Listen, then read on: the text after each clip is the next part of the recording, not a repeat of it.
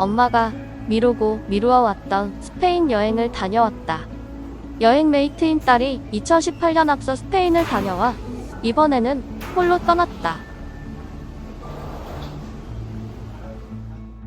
둘 다 같은 여행 패키지 프로그램으로 다녀왔지만 그 사이 여행 동선이나 옵션 프로그램이 조금 바뀌었다. 요즘 선호하는 여행 트렌드를 보여주는 듯하다. 비슷한 듯 다른 엄마와 딸의 여행 기록을 모아본다. 11일간 스페인과 포르투갈을 여행하는 프로그램이다. 바르셀로나에서 시작해 스페인 남부와 포르투갈 리스본을 지나 마드리드로 향한다. 보통 바르셀로나로 들어가 마드리드에서 아웃하는데 에어프레미아 항공사가 신설되며 바르셀로나 인아웃 프로그램이 많아졌다.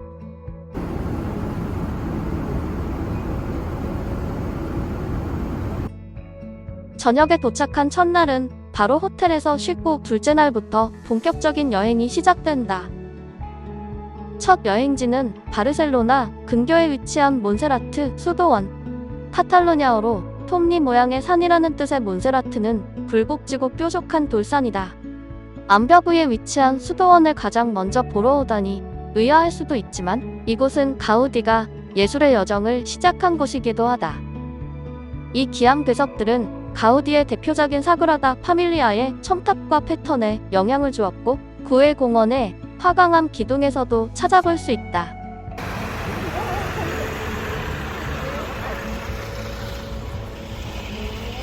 몬세라트 수도원은 해발 1236m의 중턱인 725m에 자리 잡고 있다.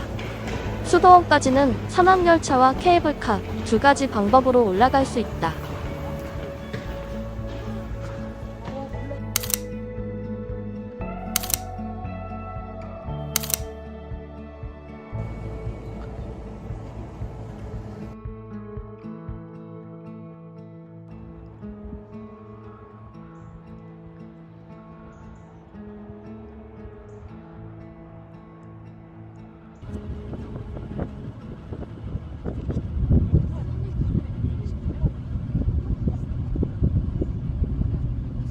깊은 협곡의 풍경을 감상하다 보면 어느새 다다르는 수도원.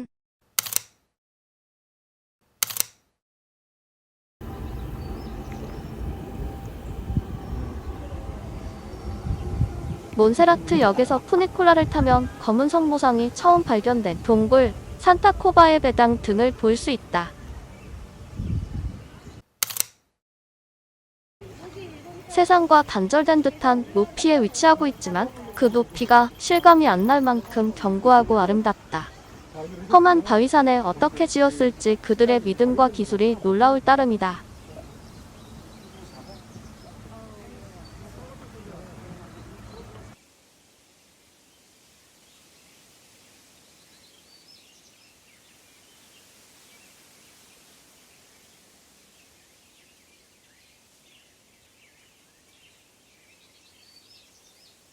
수도원 앞 광장에는 카탈루냐 출신 작가들의 다양한 조각 작품들로 둘러싸여 있다. 그중 가장 유명한 것은 성 조르디의 조각상이다.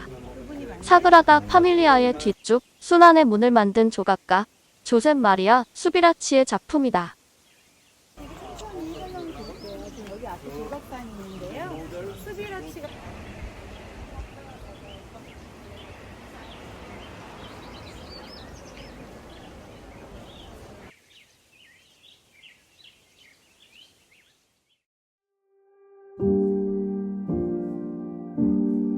본격적으로 둘러본 수도원. 과거에는 쉽게 입장할 수 있었으나 현재는 미리 예약해야만 볼 수 있다. 세계 3대 소냥 합창단 중 하나인 에스콜라냐 합창단은 바로 이 파이프 오르간 앞에서 공개 연습을 한다.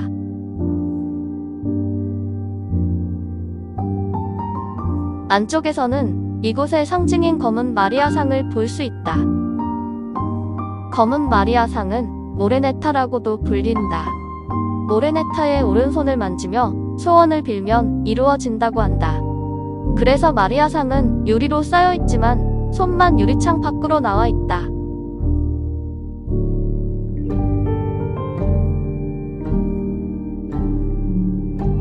수도원 밖으로 나와 광장에 있는 몬세라트 박물관 기념품 샵도 짧게 둘러본다.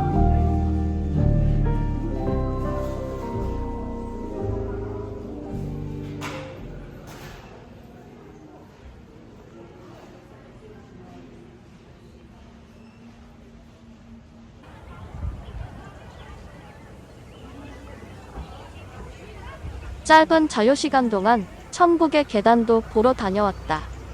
정식 명칭은 라몬 율 기념비로 카탈루냐에서 존경받는 철학자 라몬 율을 기리며 1976년 수비라치가 만든 작품이다.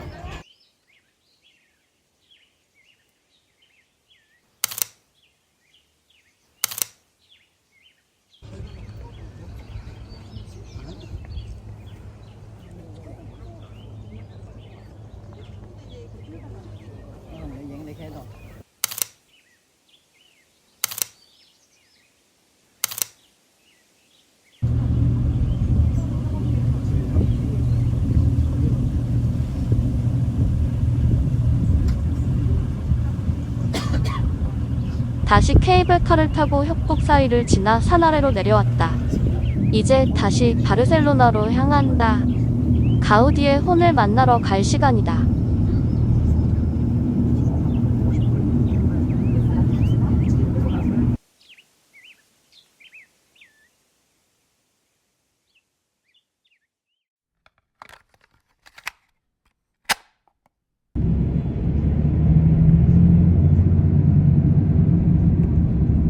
드디어 바르셀로나다. 스페인을 대표하는 건축가 안토니 가우디의 작품들을 보러 간다. 바르셀로나에는 그의 대표작 까사밀라, 까사바트요 등 많지만 패키지 여행에서는 아쉽지만 구엘공원과 사그라다 파밀리아만 보러 간다. 바르셀로나의 첫 일정은 구엘공원. 가우디의 경제적 후원가이자 대표적인 클라이언트였던 구엘 가문. 구엘 백작이 있었기에 안토니 가우디가 있었다 해도 과언이 아니다. 구엘공원은 그가 평소 동경하던 영국 전원 도시를 모델로 이상적인 주택 단지를 만들기 위해 시작했다.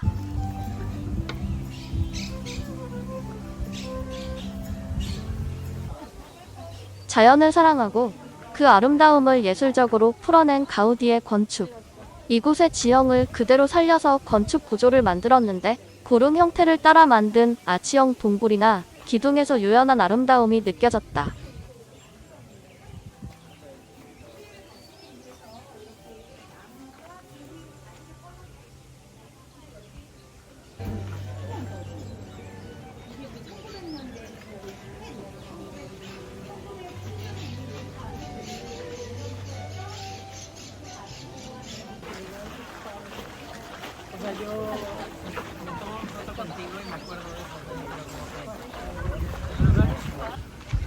가장 높은 곳에 위치한 가우디의 집은 현재 박물관이 되었다.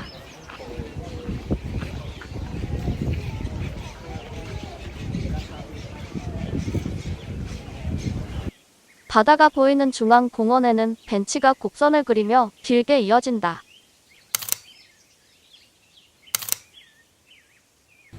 가우디 특유의 마감 기법인 트렌카디스 기법을 적용했는데 형형색색의 깨진 타일들을 모자이크 방식으로 새롭게 그려낸 그림들이 생각보다 더 정교하고 아름다웠다.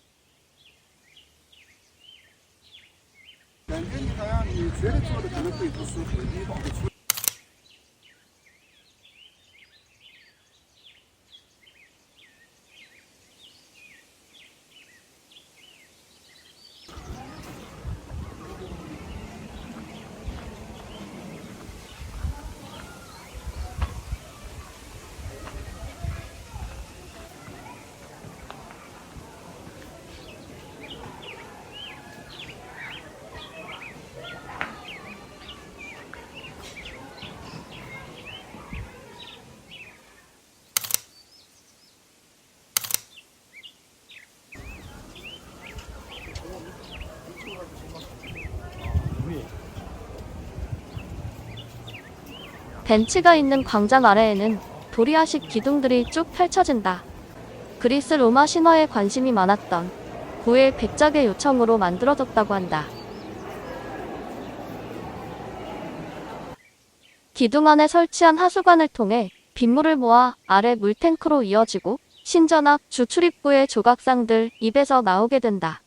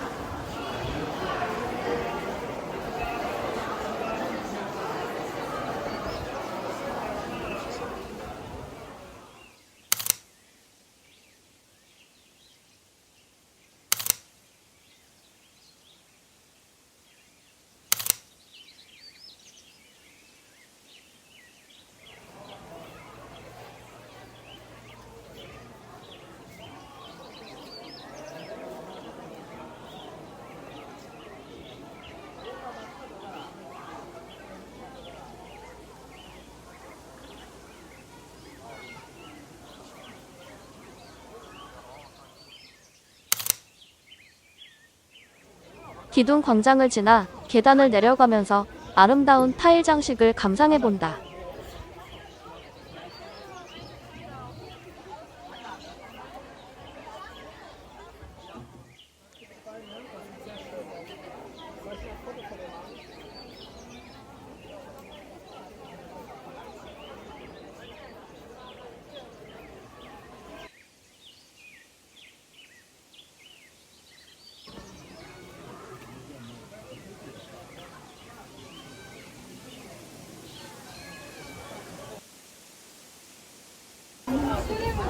계단 중앙에는 화려한 도마뱀 조각상과 분수가 있다.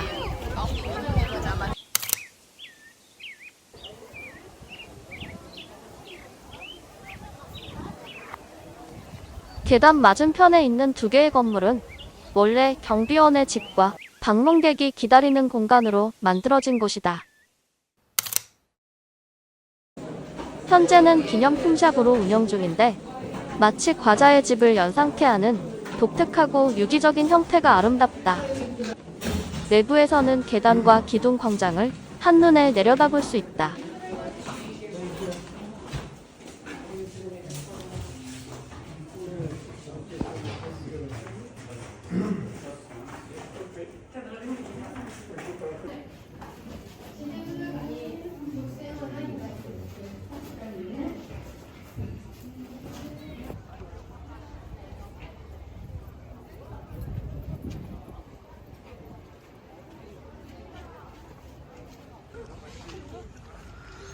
이제 드디어 사그라다 파밀리아로 향한다.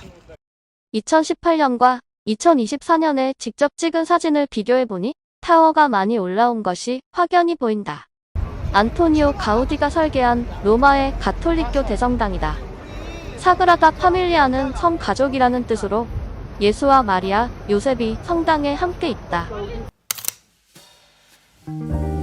1882년부터 시작해 무려 144년 지난 2026년에 완공을 목표로 하고 있다. 내후년인 2026년은 가우디 100주기이기도 하다. 소름이 돋을 정도로 디테일한 장식이 신비로웠던 외관. 가우디는 성당의 앞쪽인 탄생의 파사드를 완성했고 그가 죽은 뒤 조각가 조셉 마리아 수비라치가 반대편 순환의 파사드를 설계했다. 가우디는 실제 사람의 모습을 그대로 본떠 묘사했다면 수비라치는 간결하고 직선을 주로 사용해 성당의 앞 뒷면 파사드의 느낌이 다르다. 자연을 사랑했던 가우디의 마음이 고스란히 느껴지는 성당 내부. 숲속을 걷는 듯한 느낌을 주기 위해 나무와 꽃을 닮은 기둥과 천장을 설계했다. 성당 높이도 자연에 거스르지 않게 대성당의 높이를 바르셀로나에서 가장 높은 자연물인 몬주익 언덕보다 높지 않게 설계했다.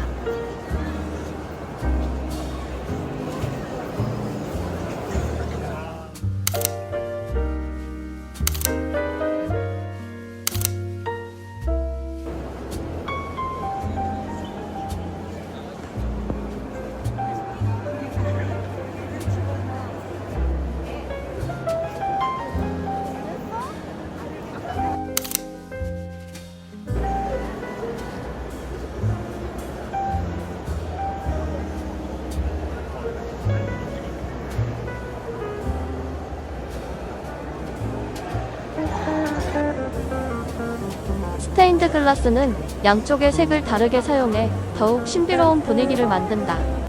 해가 뜨는 동쪽은 블루와 그린, 해가 지는 서쪽은 레드, 오렌지, 옐로우 등을 사용해 시간에 따라 다른 모습을 볼 수 있다.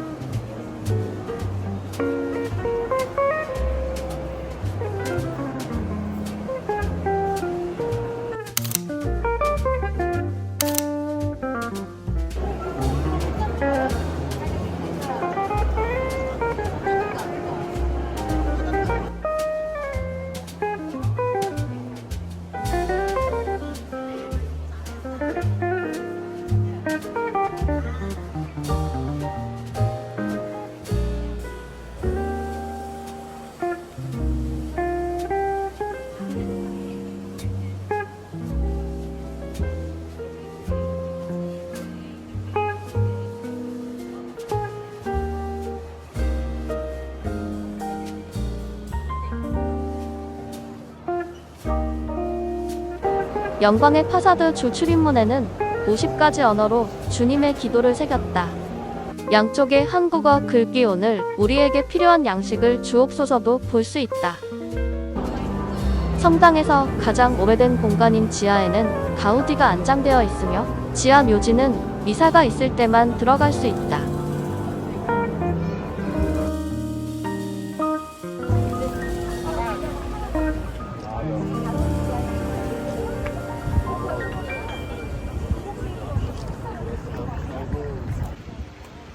사그라다 파밀리아 성당을 보고 나와 이어진 바르셀로나 시내 투어. 먼저 바르셀로나 전경을 내려다볼 수 있는 몬주익 언덕으로 향했다. 카탈루냐 미술관 외관을 둘러보고 바로 앞 전망대에서 잠시 여유를 가져본다.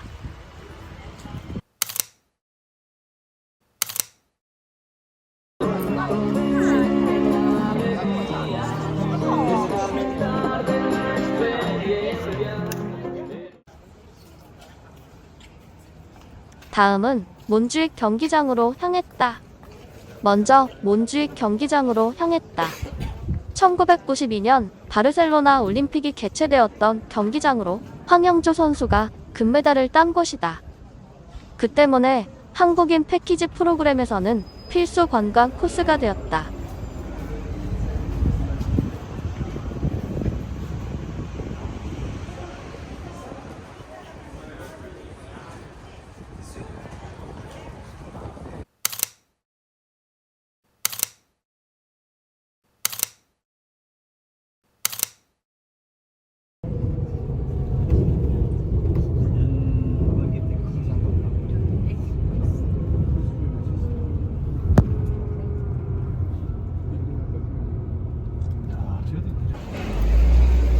몬주익 언덕에서 내려와 마지막으로 바르셀로나의 대표적인 관광 코스인 람블라스 거리로 향했다.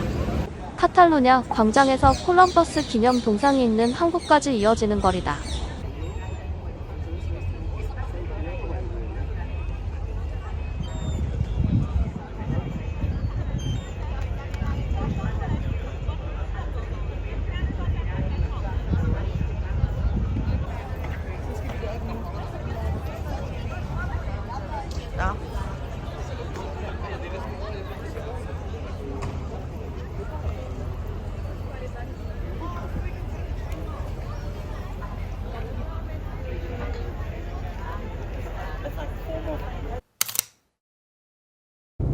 짧은 자유시간 동안 항구까지 돌아보고 바르셀로나 시내 투어를 마쳤다.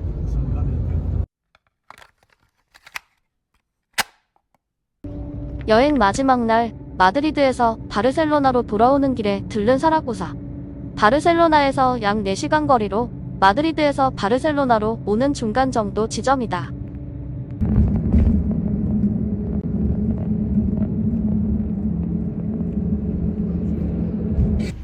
스페인 북동부 아라곤 지방에 자리한다.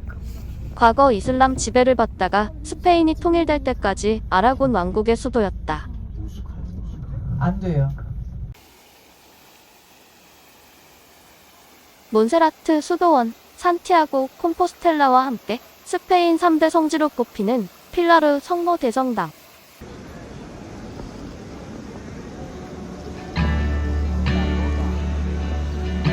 필라르는 스페인어로 기둥을 뜻하는데 스페인의 전도르란 야곱이 성모 마리아로부터 옥으로 된 기둥을 받았고 그 타전에 세운 성당이 바로 이곳 필라르 성모 대성당이다.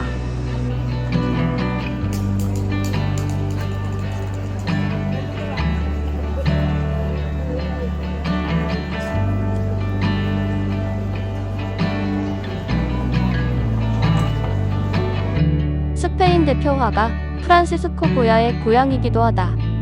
천장에는 고야의 프레스코와 순교자의 여왕 작품을 볼 수 있다. 성당 옆에 위치한 히스파니다드 분수. 라틴 아메리카의 히스패닉 세계에 헌정하는 의미를 담았다고 한다. 광장의 둥근 지구에는 콜럼버스가 신대륙을 발견하기 전 지구의 모습이 그려져 있다. 에브론강, 산티아고 다리에서 본 로마식 아치 다리 피에트라 다리. 이를 비롯해 로마 시대 축성된 성벽 등 역사 흔적들이 남아있다.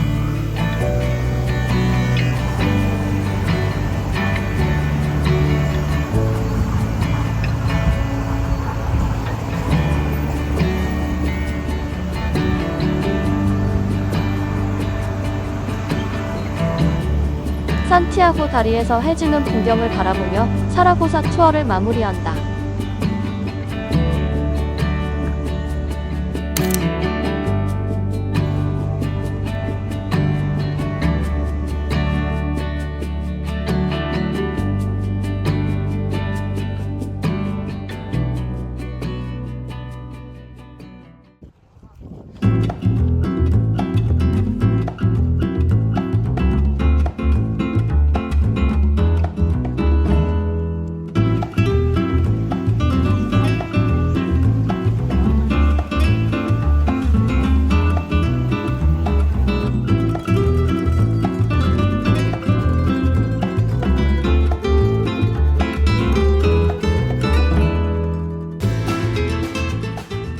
바르셀로나가 있는 카탈루냐 지방에서 스페인 남부 안달루시아로 향한다. 남쪽으로는 지중해와 맞닿아 있어 미아스, 네르아 등 낭만적인 휴양 도시들을 만날 수 있고 오랜 시간 이슬람 문화권의 영향을 받은 지역이라 이국적이고 화려한 문화를 볼 수 있다. 그 첫 번째는 바로 그라나다. 알함브라 궁전으로 향한다. 스페인 본토에서 가장 높은 시에라네바다 산맥을 바라보며 고속도로를 달려갔다. 오렌지 나무와 올리브 나무만이 가득한 풍경을 감상하며 한참을 달렸을까. 드디어 그라나다에 도착했다.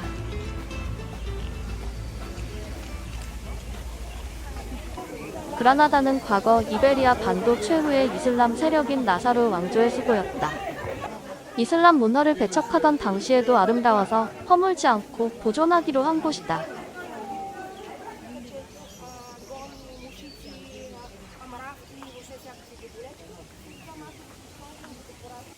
알함브라는 아랍어로 붉은 성이라는 의미로 붉은 철이 함유된 흙으로 지은 성벽이 특징이다.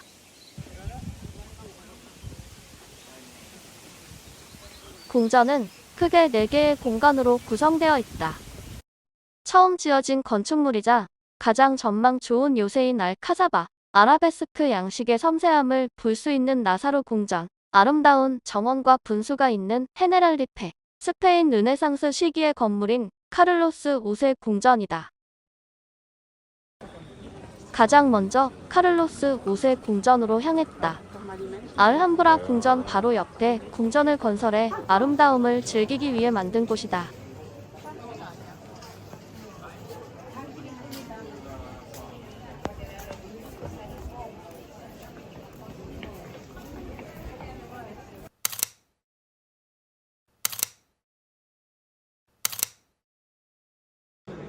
정사각형의 석조 건물, 안쪽으로는 30m 직경의 넓은 원형 안뜰이 있다. 32개의 기둥으로 웅장한 르네상스 시대의 아름다움을 고스란히 느낄 수 있다.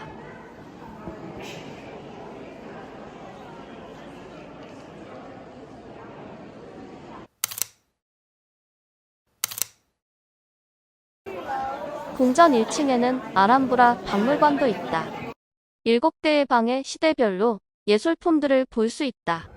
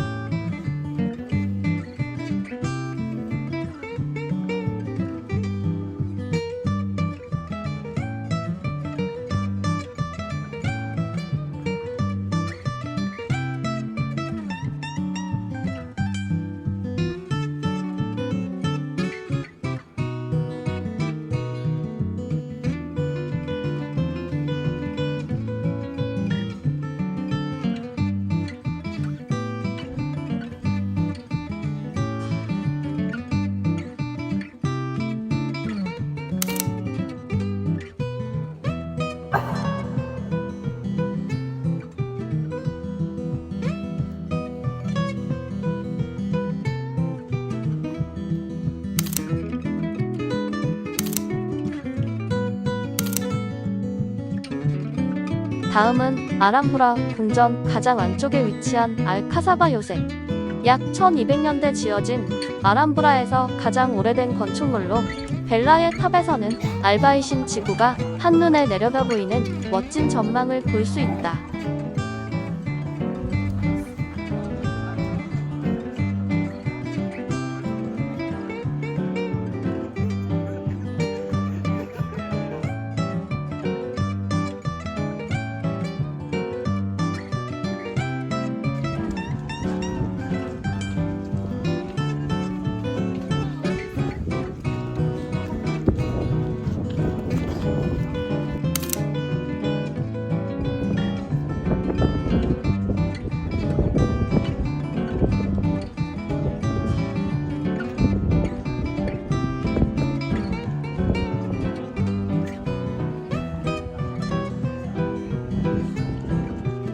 저 멀리 산 니콜라스 전망대에 북적이는 사람들이 보인다.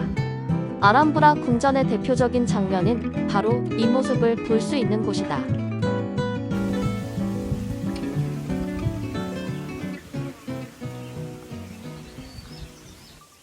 아람브라 궁전의 하이라이트인 나사르 궁전. 최근 관광객 입장 제한으로 티켓 구하기가 매우 까다로워졌다고 한다. 그래서 패키지 여행이더라도 나사르 궁전을 못 들어가는 경우가 생기는데 아쉽게도 엄마의 이번 여행에서는 못 들어갔다. 그래서 2018년 달의 여행으로 기록해본다.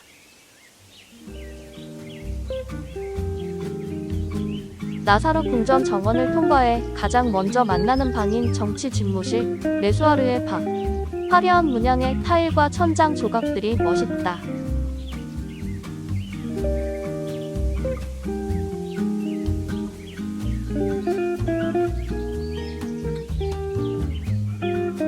나사르 궁전에서 가장 메인 공간인 아라야네스 안뜰. 중정에는 가로 35m, 세로 7m의 커다란 직사각형 연못이 있다.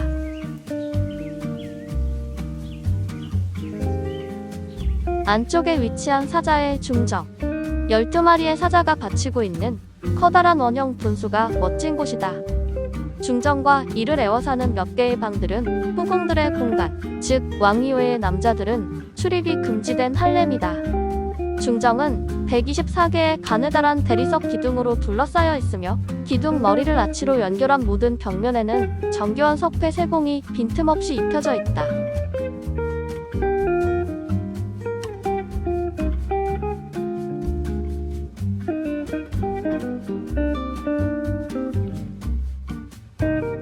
천장을 뒤덮은 무수한 종유석 모양의 복잡한 장식, 오라카베. 검이라는 뜻으로 무하메드가 코란을 받은 동굴을 상징하며 12세기에 유행한 건축 양식이다.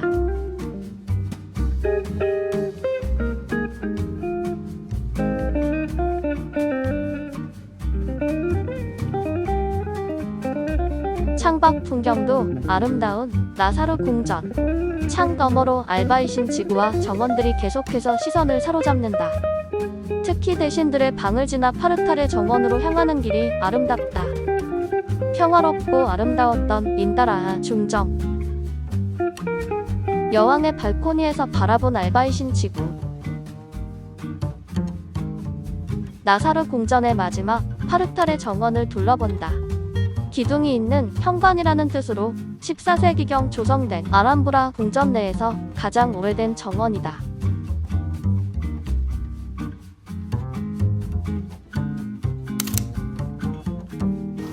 나사르 궁전에서 나와 마지막으로 이슬람 통치자들의 여름 궁전 헤네랄리페로 향했다. 다양한 수목과 정교한 수로가 어우러진 아름다운 페르시안 정원이다. 경치를 감상하기 위해 지어진 곳이기 때문에 알바이신 지구를 내려다볼 수 있다.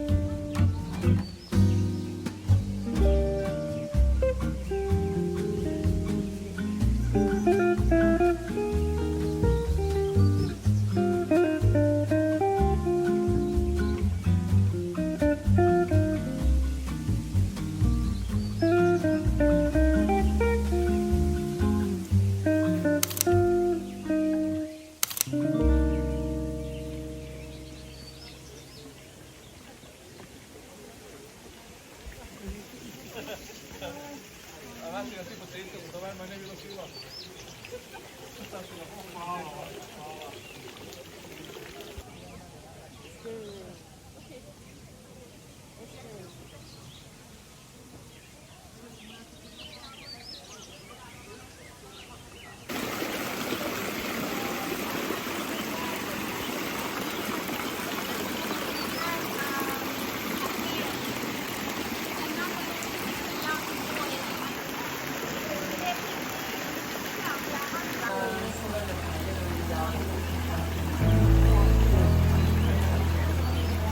been lying here for too long. I don't know what else to do. I wanna get away from every little thing just to try to make it through.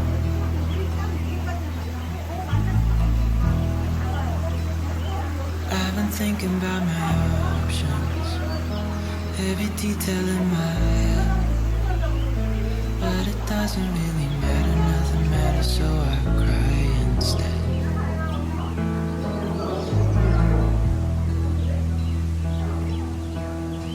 I've been running circles, trying to catch my breath. I've been trying everything I can, but I ain't got nothing left.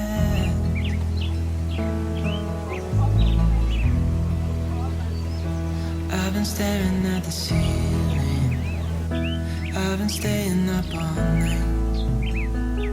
Everything I ever worked for vanished in the blink of an eye.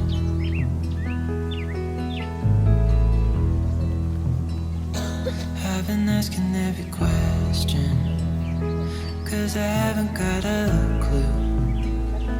Why's it gotta be me? What the hell am I supposed to do?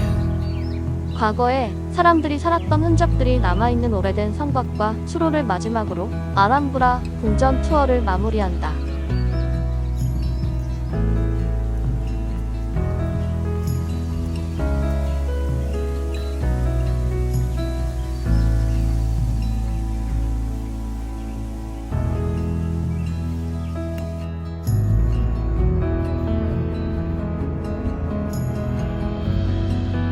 저녁에는 그라나다 야경 투어. 알바이신 지구를 둘러보며 여행지의 밤을 누려본다.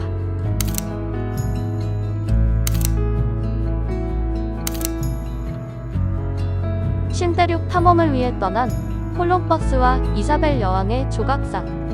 그라나다 대성당 안에는 이사벨 여왕과 페르난도 공의 묘가 안치되어 있다.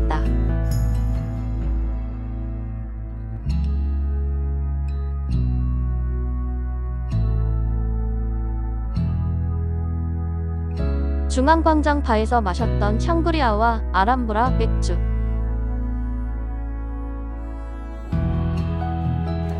낮에 보았던 아람브라 궁전의 야경을 보며 그라나다 여행을 마무리한다.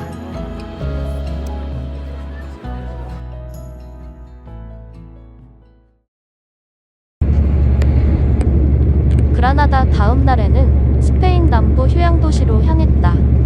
프리힐리아나와 네르아, 미하스 세 곳을 가는데 새하얀 건물들이 옹기종기 모여있는 지중해 마을들이다.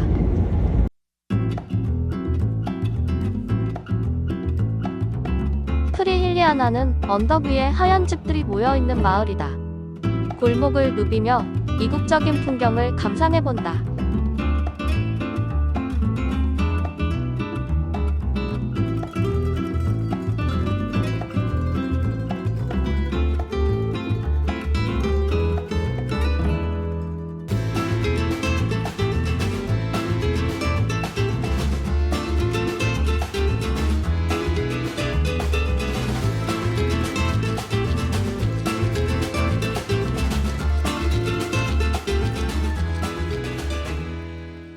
집집마다 내놓은 식물, 아기자기한 타일과 문 장식들이 귀엽다.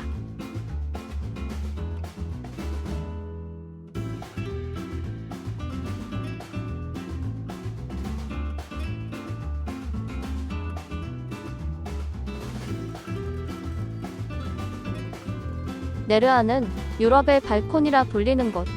한창 더운 여름에 방문했던지라 해변에 사람들이 모여 수영하는 모습에 저절로 기분이 즐거웠던 곳이다.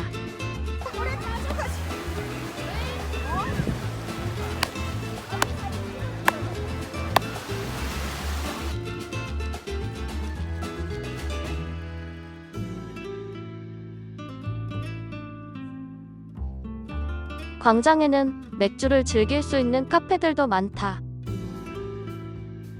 달달한 연유를 넣은 스페인식 커피 카페봉봉도 한잔하며 여유를 누려본다.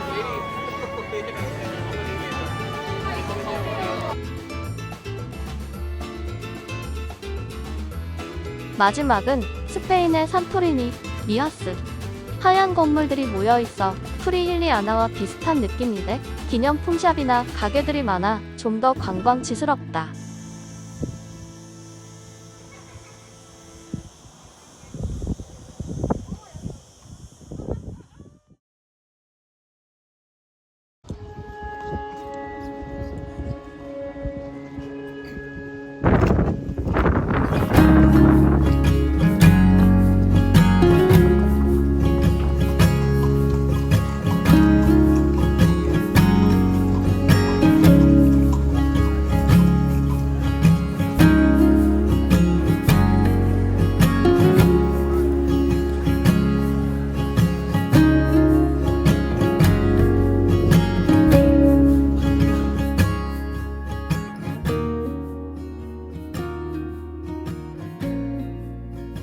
스페인 남부 지중해 마을들 다음으로 안달루시아 여행을 이어간다.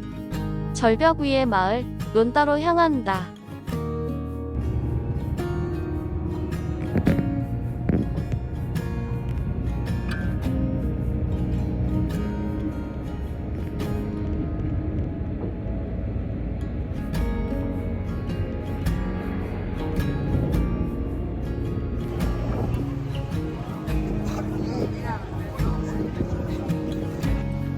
론다의 상징인 누에보 다리로 향했다. 스페인어로 새로운 다리라는 뜻으로 협곡을 사이에 두고 론다 신시가지와 구시가지를 잇는 역할을 한다. 18세기에 아찔한 협곡을 가로지르는 120m 높이의 다리를 지었다니 그 기술력이 놀라울 따름이다.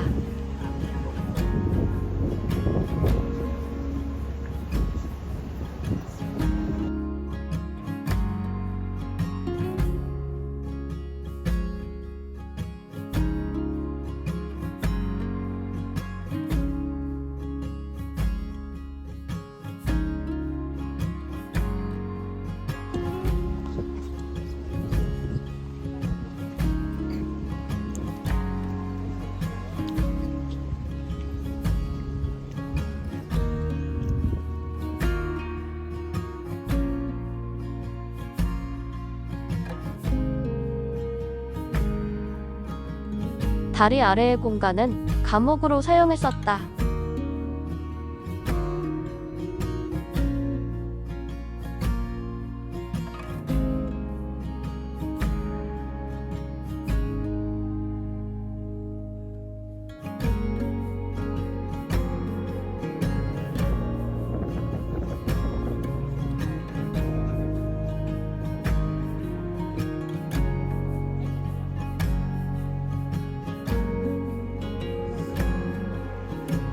다리를 지나 론다 마을을 좀 더 둘러본다. 중앙 광장에서 쭉 이어지는 거리들.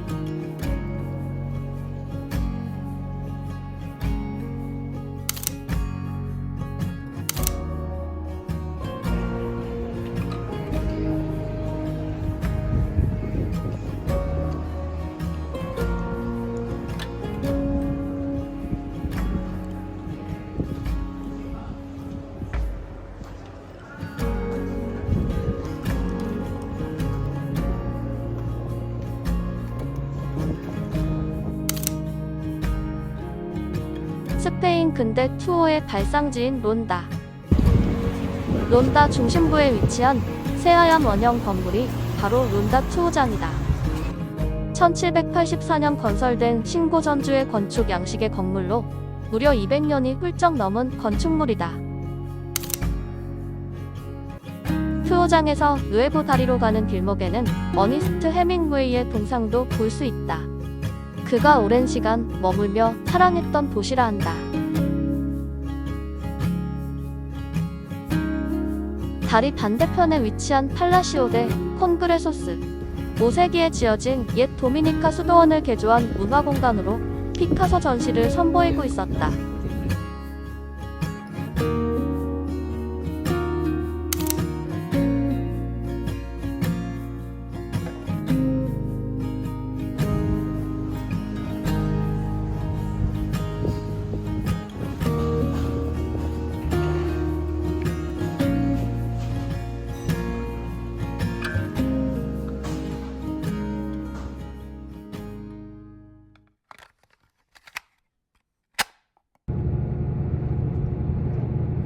스페인 남서부의 대도시 세비야로 간다.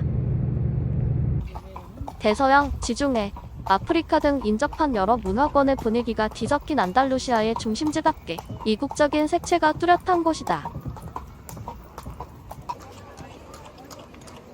가장 먼저 세비야의 스페인 광장. 스페인에서 가장 아름다운 광장으로 손꼽히는 곳으로 마리아 루이사 공원 안에 위치하고 있다.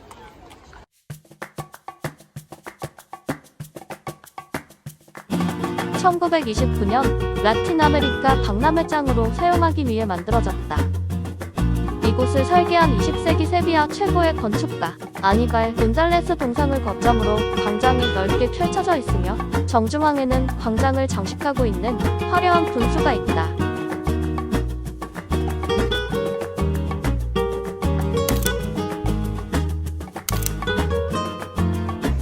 반원형 모양으로 길게 이어진 건물과 회랑은 바로크 양식과 신고 전주의 양식이 혼재되어 있어 이국적이면서도 신비로운 느낌이다.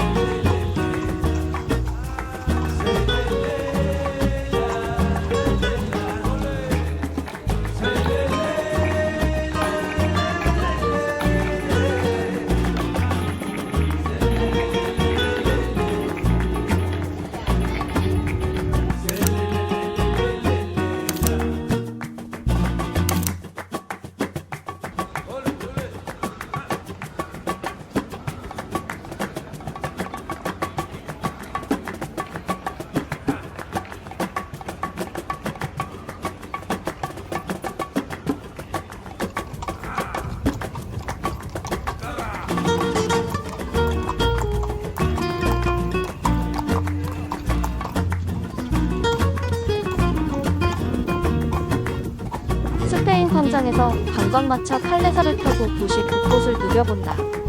말발굽 소리가 경쾌하게 울린다.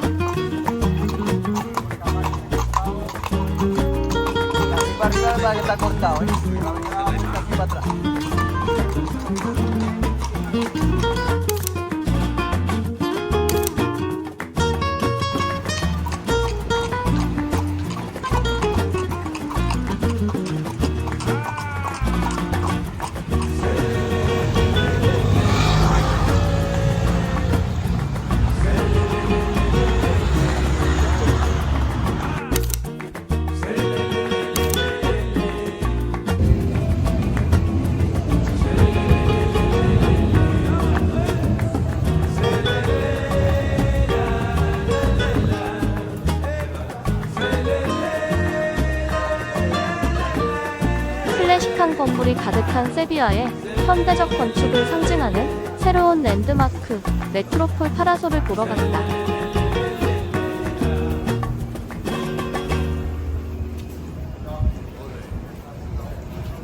메트로폴 파라솔은 스페인 세비야 구시가지의 엔카르나시온 광장에 위치한 대형 목재 구조물이다. 모양이 마치 버섯과도 같아서 스페인어로 버섯을 의미하는 라스 세타스 데 세비야라고도 불린다.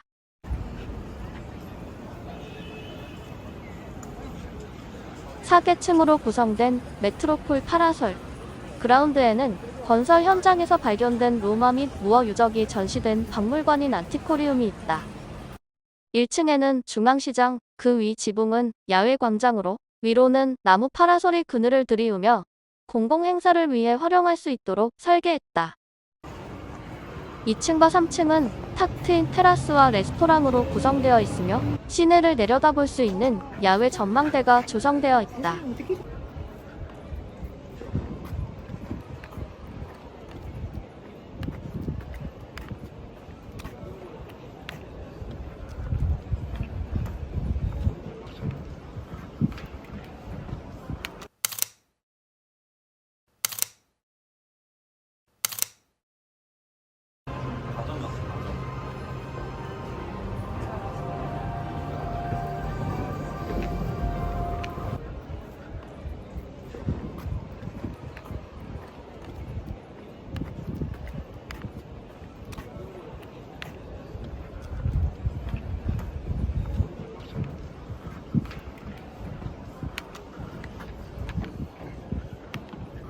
해질녘 시간에 오르면 야경까지 볼 수 있는 낭만적인 뷰포인트로 유명하지만 낮에 보아도 시내 전경을 한눈에 내려다볼 수 있어 멋있었다.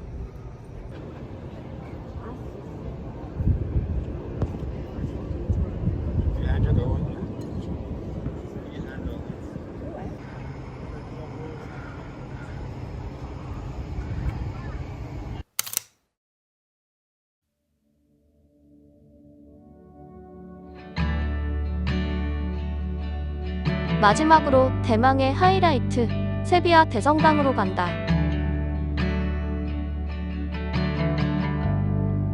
가장 먼저 눈에 띄는 히랄다 탑. 이슬람 사원의 기도 시간을 알리는 미나레트로 세비야의 상징이다.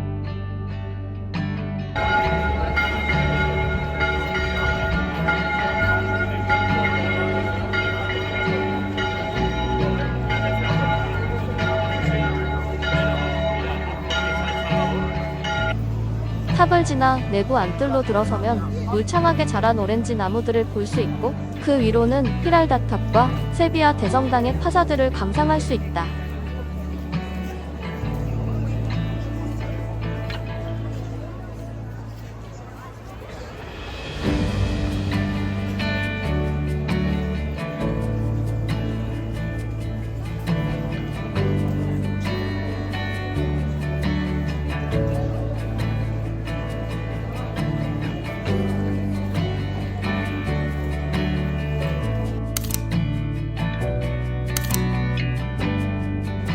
엄청난 규모의 세비야 대성당.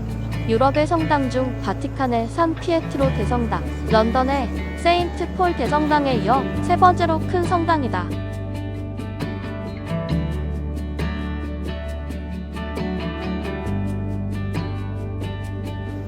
내부로 들어서면 그 규모가 더욱 압도적으로 다가온다. 높은 층고의 천장, 그를 받치는 기둥들은 섬세하고 화려하게 장식되어 있다. 대성당이 있는 자리는 12세기 후반에 이슬람 사원이 있었던 곳이다. 이슬람 사원은 사라졌지만 넓은 폭의 형태는 메카에 가까울수록 좋다는 이슬람 사원의 영향이다. 1402년부터 약 1세기에 걸쳐 건축되었고 오랜 시기에 걸쳐 지어진 만큼 고딕, 신고딕, 르네상스 양식이 뒤섞여 있다. 이곳에는 세비야를 이슬람 교도로부터 되찾은 성 페르난도 왕을 비롯하여 에스파냐 중세기 왕들의 유해가 안치되어 있다.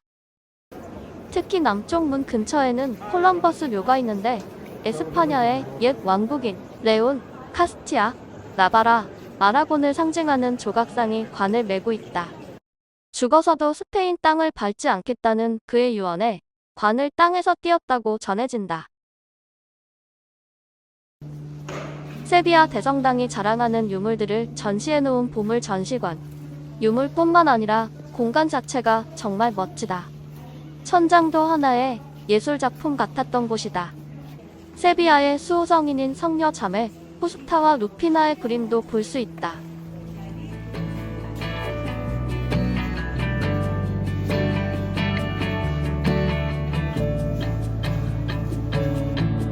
성당에서 제일 높은 신부인 주교회 가.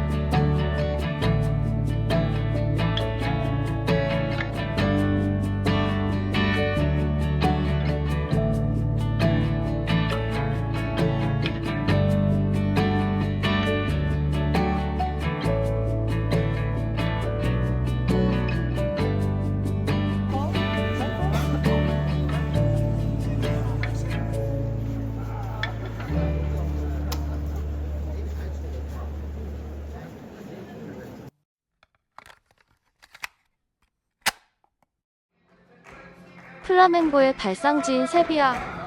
스페인 남부 안달루시아 지방의 전통 예술로 집시들의 한을 담은 노래와 춤을 감상할 수 있다.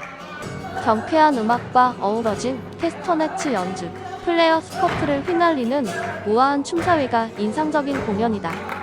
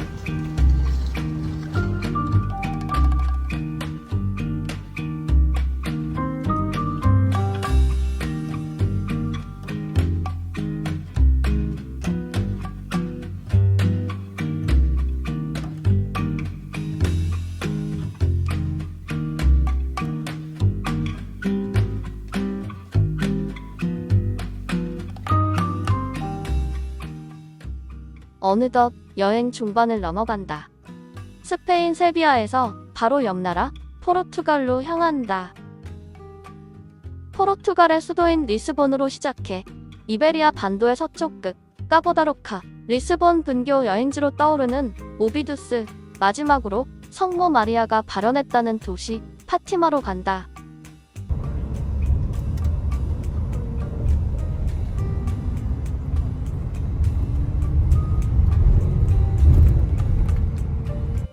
멋진 항구가 반겨주는 리스본. 과거 대항해 시대의 중심지였던 이곳은 유럽에서도 독특한 매력을 자랑한다. 포르투갈의 상징인 거대 예수상과 4월 25일 다리를 지나 리스본 중심으로 들어간다.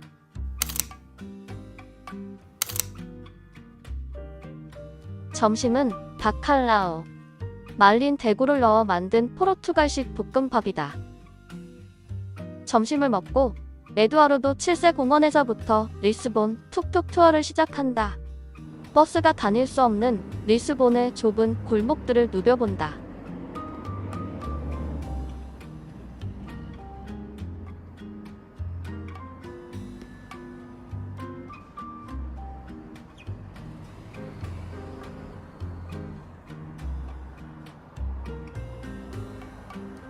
에두아르도 7세 공원의 폰빨 후작을 지나 리스본의 샹젤리제 거리라 불리는 자유의 거리 리베르다드.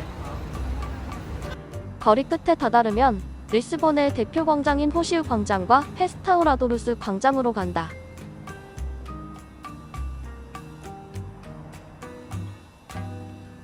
가장 먼저 입체적인 패턴의 바닥이 시선을 사로잡는다. 검은색과 흰색 대리석을 이용해 모자이크로 만든 포르투갈식 바닥 장식, 칼사다 포르투게자이다.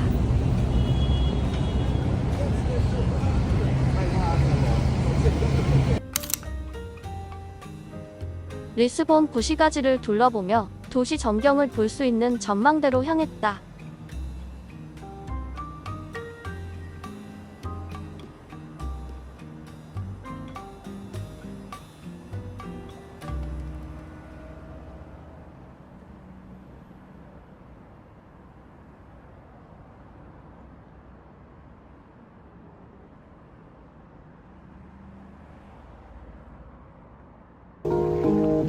When their violence goes on silence, who are we? 영화 리스본행 야간 열차에 나온 알칸타라 전망대다.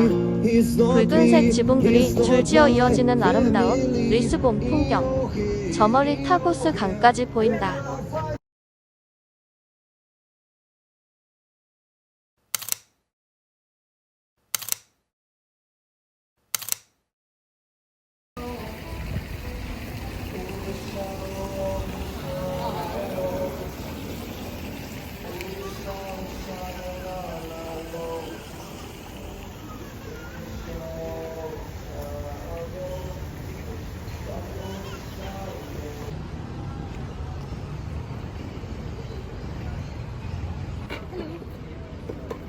Hola.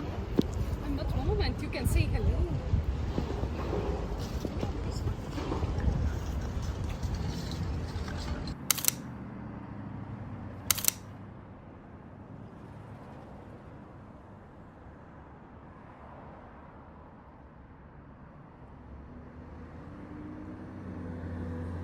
전망대에서 내려와 리스본 서쪽 지역인 벨렘 지구로 향했다. 강변에 위치한 이곳은 리스본의 항해 역사를 잘 보여주는 곳이다.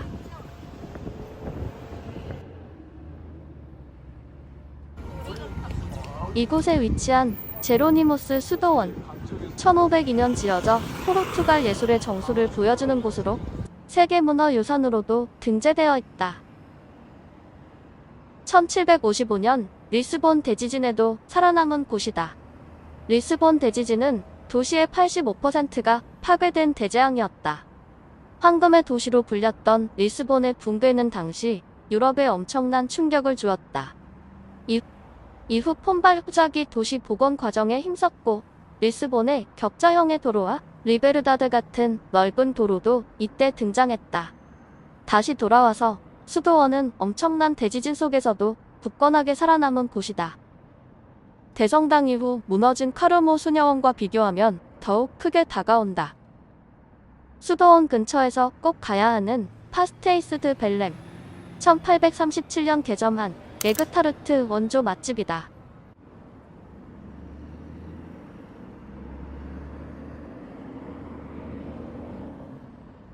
수도원과 함께 벨렘 지역을 대표하는 건축물 벨렘탑, 항해자들을 위한 요새로 타고스 강변의 여유롭고 이국적인 풍경을 감상할 수 있는 포인트다.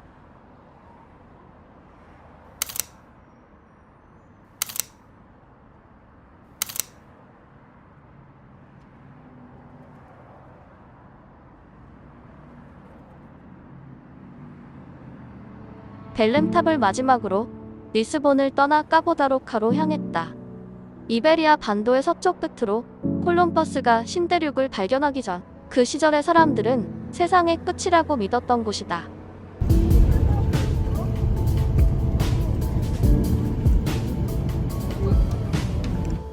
바다를 보며 산길을 굽이굽이 올라 까보다로카 언덕으로 오른다.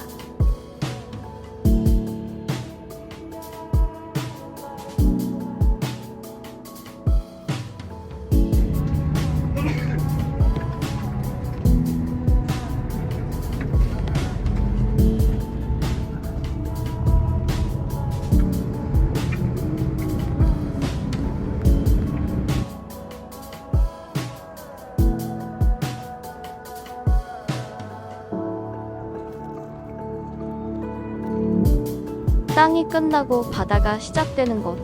오래된 빨간 등대와 십자가 돌탑만 있지만 넓게 펼쳐진 들판 너머로 바다 전망을 시원하게 펼쳐진다.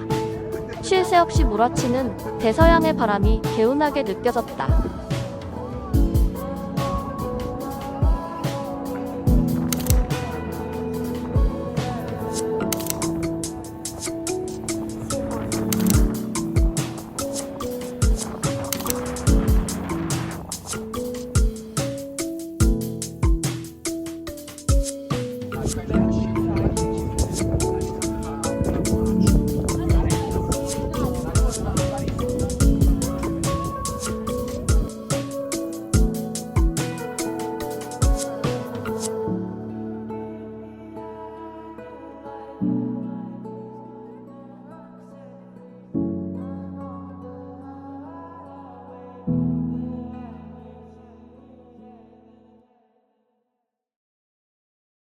수도교를 따라 오비두스로 향했다. 리스본 근교에 위치한 성곽 마을로 오비두스는 성차라는 뜻이다. 포르투갈 왕들이 왕비들에게 결혼 선물로 선물한 도시로도 유명하다.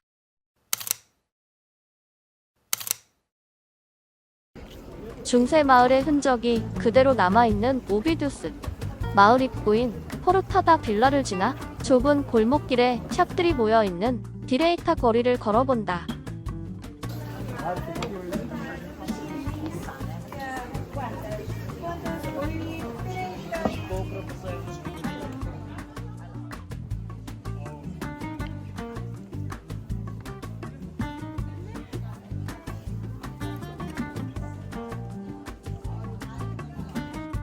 초콜릿 잔에 따라주는 체리주, 진자.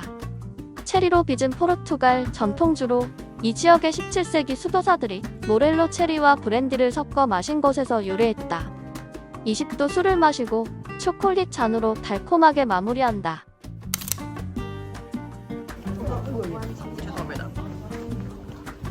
서점도 많이 볼 수 있는데 오비두스가 문학의 도시로 유명하기 때문이다. 디레이타 거리 끝에 위치한 산티아고 성당을 도서관으로 만들면서 도시 전체를 문학 도시로 바꾸는 프로젝트가 진행되었다. 이후 2015년 유네스코 세계문학의 도시로 등재되었으며 국제문학축제 폴리오도 개최하고 있다.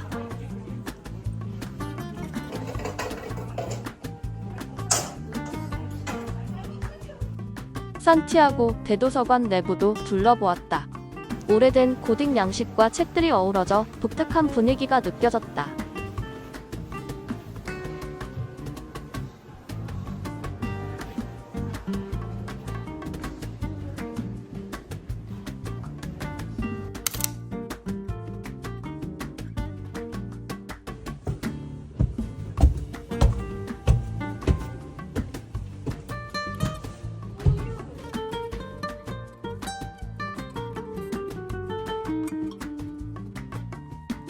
오비두스 성곽도 걸어볼 수 있다.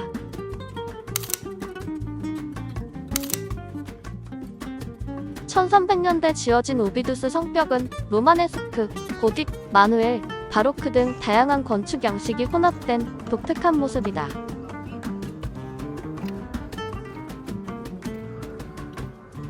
성벽에 오르면 마을 전경을 내려다볼 수 있다.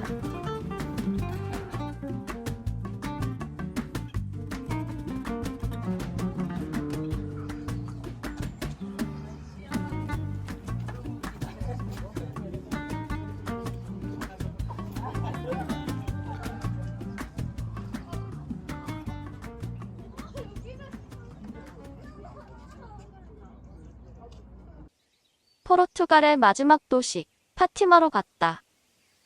1917년 성모 마리아가 발현한 기적으로 유명해진 곳이다. 그 자리에 1928년 신고 전주의 양식의 바실리카 대성당이 세워졌다.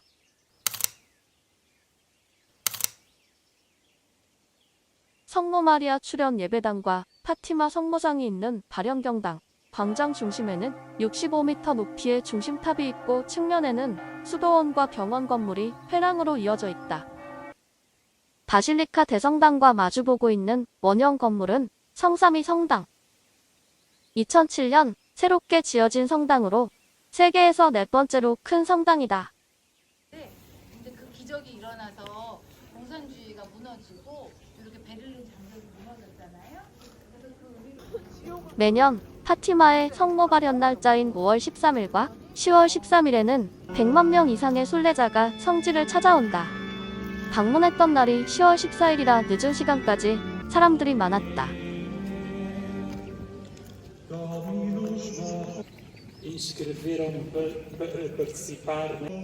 파티마를 마지막으로 내일은 드디어 스페인의 수도 마드리드로 간다.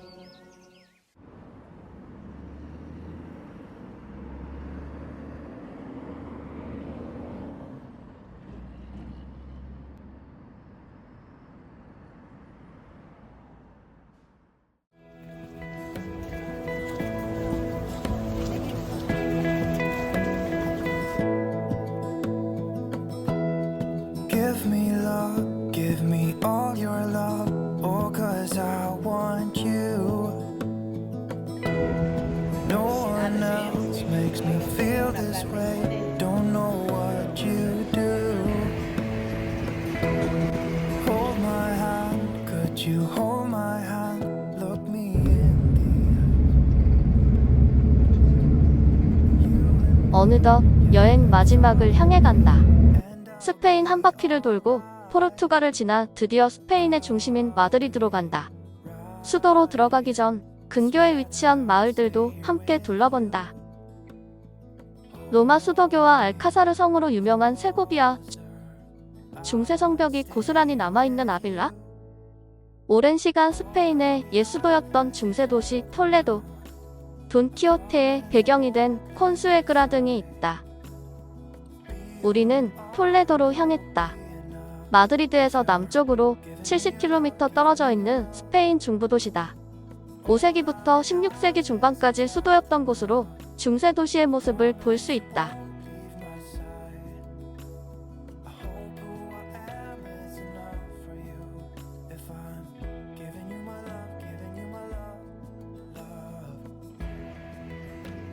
톨레도의 시작인 비사그라 문.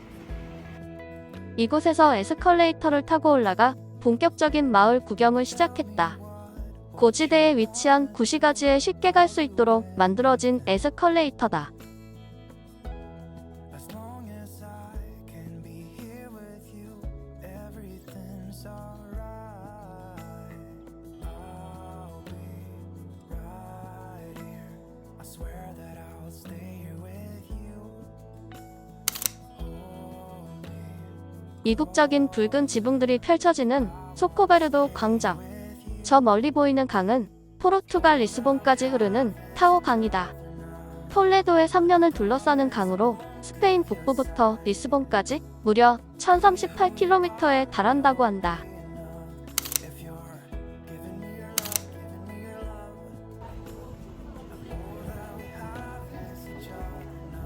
톨레도 마을로 올라가는 길. 언덕 위 성곽안에서 중세 도시의 모습을 잘 보존하고 있다. 이 지역의 붉은 흙으로 만든 황토 벽돌의 중세 건물들과 구불구불한 돌길들의 독특한 분위기가 느껴진다. 톨레도는 과거부터 철로 만든 제품들을 생산하던 도시로 15세기부터 17세기 우수한 중세시대 최고의 검을 만들었던 곳이다. 대대로 이어져 오는 장인들의 솜씨로 지금도 철과 금속, 세공품이 유명하다. 가게들을 구경하며 골목을 지나 산토토메 교회에 도착했다.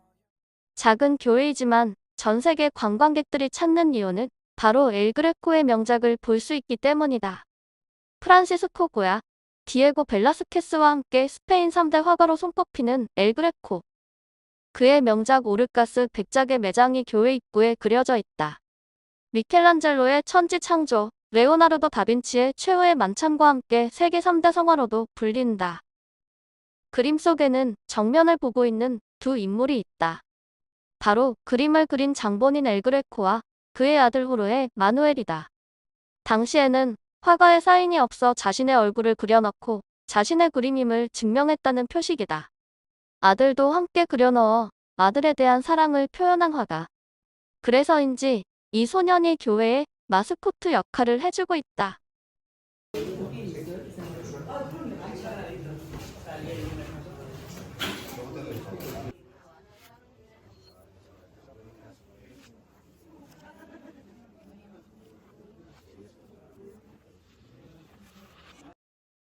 다음은 톨레도의 대표적인 명소, 톨레도 대성당으로 향했다.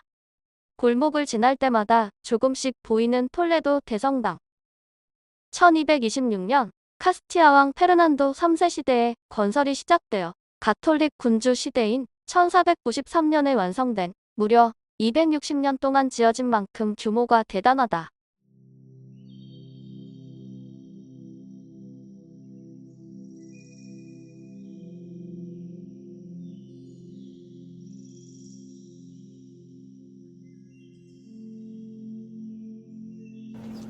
탑의 높이는 120m, 너비는 60m, 천장은 33m로 내부가 생각보다 더욱 웅장하고 멋있었다.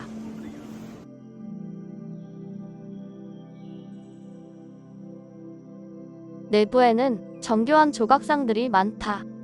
중앙에 위치한 성모상과 호두나무로 만든 벽면 조각상들.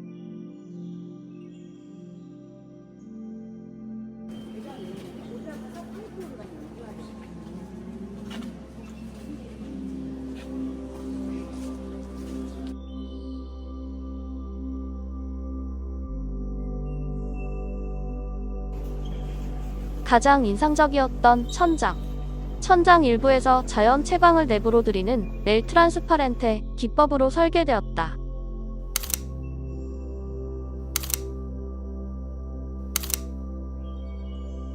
세밀한 그림들 위로 비추는 햇빛에 정말 신비로움이 느껴졌던 순간이었다.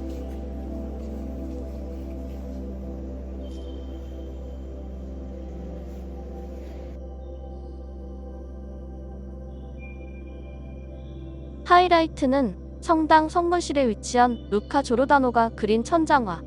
아래에는 엘 그레코의 작품 그리스도의 옷을 벗김이 있다. 엘 그레코의 제2의 고향이라 불리는 이곳 톨레도에서 그린 첫 번째 그림이다.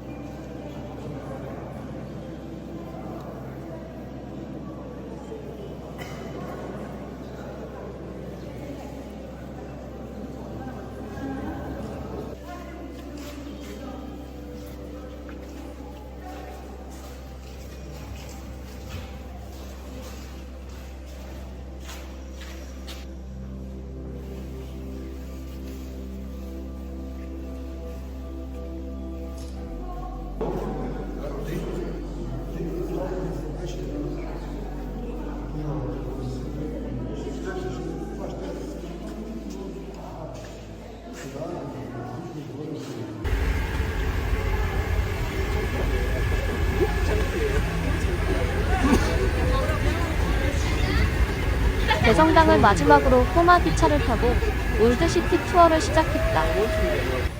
구시가지를 돌며 마을을 둘러보고 톨레도 전경을 한눈에 바라볼 수 있는 뷰 포인트 톨레도 전망대로 향했다.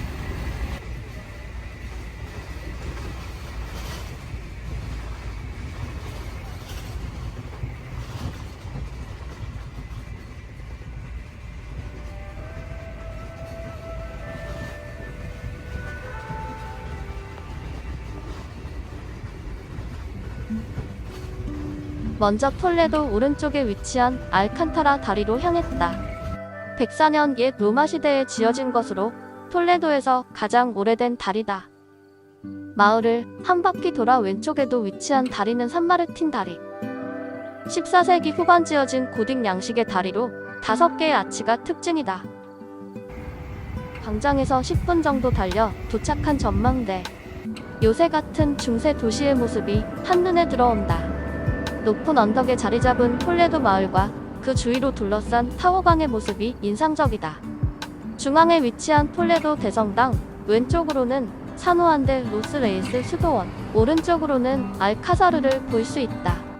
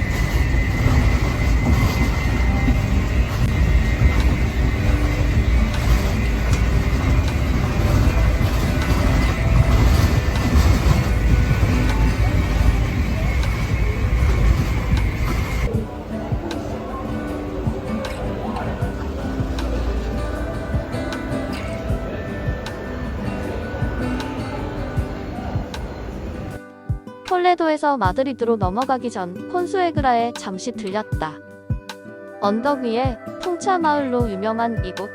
스페인의 대표 소설 돈키호테가 거인으로 착각해 공격했던 풍차들이 줄지어 서 있다.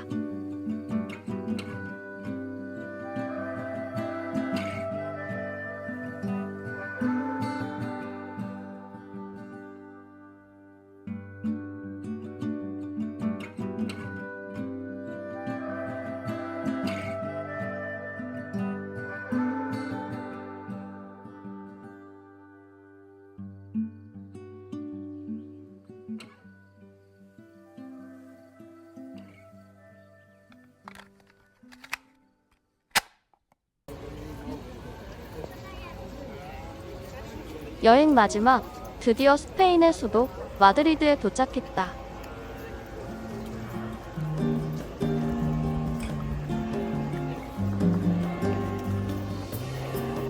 태양의 문이라 불리는 성문을 지나 마요르 광장으로 향했다. 1619년 세워진 광장으로 4층 높이의 건물로 둘러싸인 직사각형 구조의 광장이다. 붉은색의 외관과 심화 속 모습을 그려놓은 벽화 등 이국적인 풍경이 시선을 사로잡는다.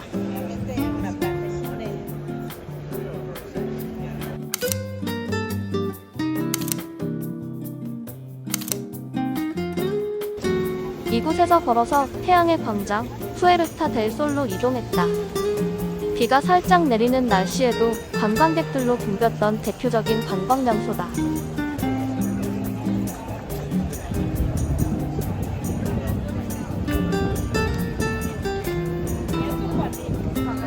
스페인 국도의 시작점인 이 광장에는 킬로미터 제로 표시도 볼 수 있다.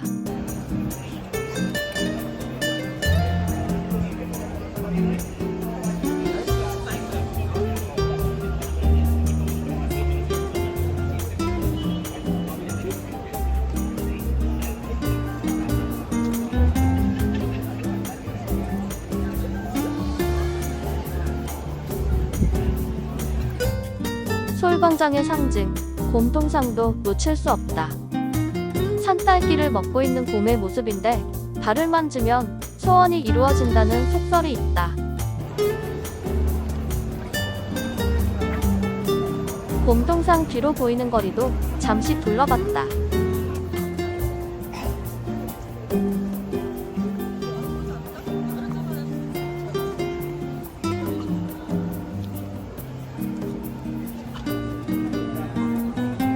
애플 매장과 에르메스, 위로는 포시즌스 호텔이 있는 오른쪽 건물, 왼쪽은 산 페르난도 왕립미술 아카데미 박물관이다.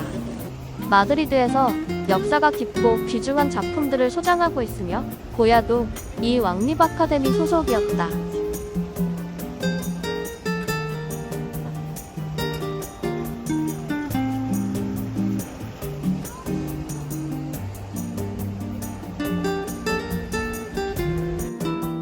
두 광장 사이에 위치한 추러스 맛집 쇼콜라테리아 산 히네츠.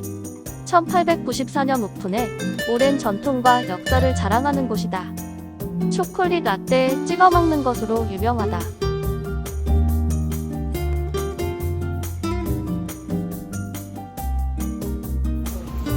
마드리드에서의 마지막 일정, 드디어 프라도 미술관으로 향했다.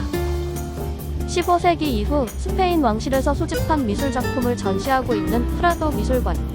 회화, 조각 등 8,000점이 넘는 방대한 미술품 규모를 자랑한다.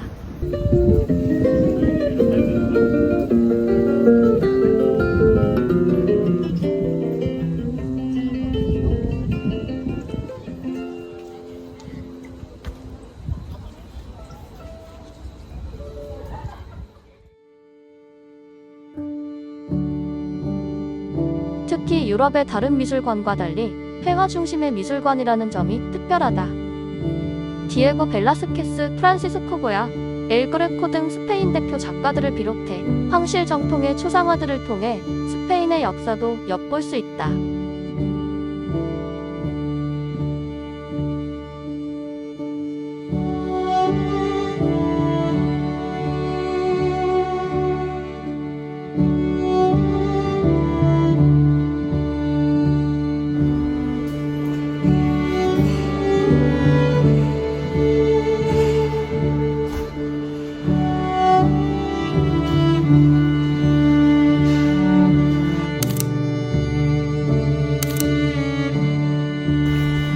프라도 박물관 근처에는 아름다운 궁전, 빌라 헤르모사 안에 티센 보르네미사 미술관이 자리하고 있다.